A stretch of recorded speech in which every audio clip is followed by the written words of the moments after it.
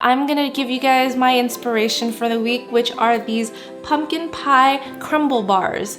So in a bowl, I'm gonna add 1.5 cups of rolled oats, followed by 1.5 cups of all-purpose flour, then 1/2 cup of brown sugar. I like to use dark brown sugar just because it has a little bit more flavor. 1/2 teaspoon of baking soda, 1/4 teaspoon of salt, and then we give it a mix, mix, mix. And finally, I'm gonna add 3/4 cup of melted unsalted butter. Just give it a final mix. Just make sure everything is really well incorporated. And you know what? I'm actually just gonna finish it off with my hands because a lot of the times the crumbs kind of settle at the bottom and I can't always get to it with my spatula. So as you can see, the texture is pretty moist. So if you kind of crumple it up in a ball in your palm like this, it should all stick together. So now what I'm gonna do is take 2/3 of this mixture and press it down into my baking pan, which is an 8x8 size. And again with my hands, I'm just gonna press the mixture down into the pan because we want a really tight crust. So I reserved about 1 cup of the oatmeal mixture here, and this is gonna go on top of our pumpkin pie filling later. But in the meantime, I'm gonna par bake the bottom crust at 350 degrees for about 15 minutes.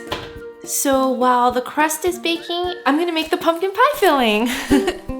Okay, so we're gonna start with pumpkin puree along with some brown sugar, pumpkin pie spice, vanilla extract, a pinch of salt, and 1 egg. I'll give it a good mix.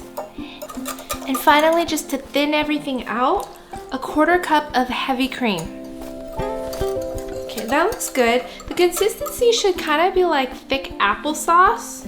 Okay, I think our bottom crust is done, so I'm gonna pull it out and then we're gonna layer everything. It's nice and firm. So now what I'm gonna do is just pour the pumpkin pie mixture right on top, spread it out evenly. Now with our leftover crumb mixture, I'm just gonna sprinkle it all over the top. One of my biggest fears when making these types of like oat crumble bars is that I never save enough crumbles for the top, but thankfully, we are just okay today.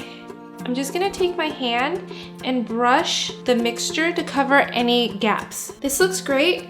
So back into the oven it goes for 350 degrees for about 35 to 40 minutes. You guys, this smells amazing. It smells like sweet brown sugar mixed with the warm fall spices. This is exactly what fall should smell like all the time. I wish I could bottle it up in a candle for you. But the only bummer about this is that I can't dig in right away because it needs to set or finish setting. So I have to cool it completely for about 2 to 3 hours. If you want to expedite the process, then let it cool at room temperature for about 1 hour and then pop it in the fridge for another hour.